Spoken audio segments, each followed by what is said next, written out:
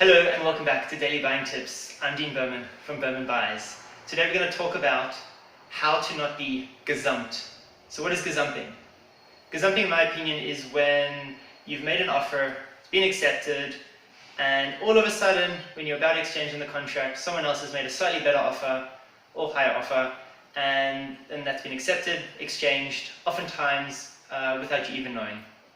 So what can you do about this, and how can you counteract this? Basically, gazumping is a practice which I've seen less of in sort of modern times over the last few years. I felt like it's a practice that was more common previously, a few years ago. But there are some agents that won't let this practice happen. They have a sort of a degree of morality, ethics, and they just simply won't let it happen. Once an offer's been accepted, they stand by that, and that's their word.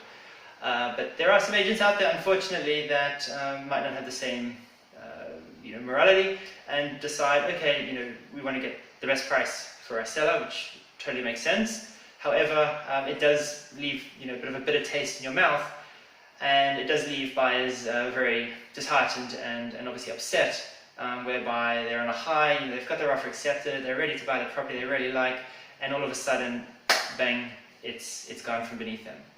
So what can you do about this gazumping and sort of stop it happening to you? In a nutshell, gazumping can be limited, in my opinion, through speed. Kind of like a cheetah looking at its prey in the distance and going and running at high speed to catch it. You need to act like that. You need to be quick during this, what I would call exchange process. So your offer's been accepted, you need to transition from one side of the process to the next as quick as possible. So the first part of the process is the sales advice, which is what the sales agent would generally need to do up the front page of the contract to enable you to exchange.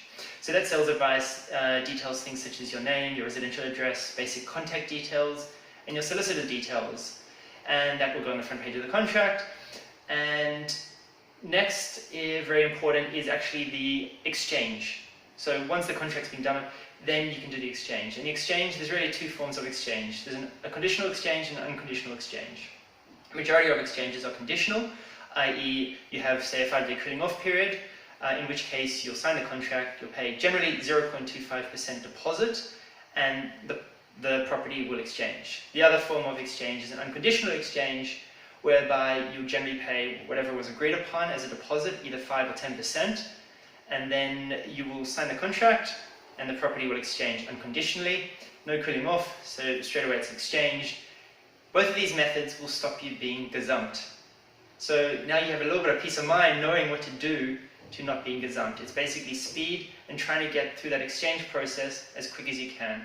I particularly find speed is very important when a property is in high demand and there's high amounts of competition, and going through this process quickly will alleviate and stop that panic of someone else increasing their offer and gazumping you.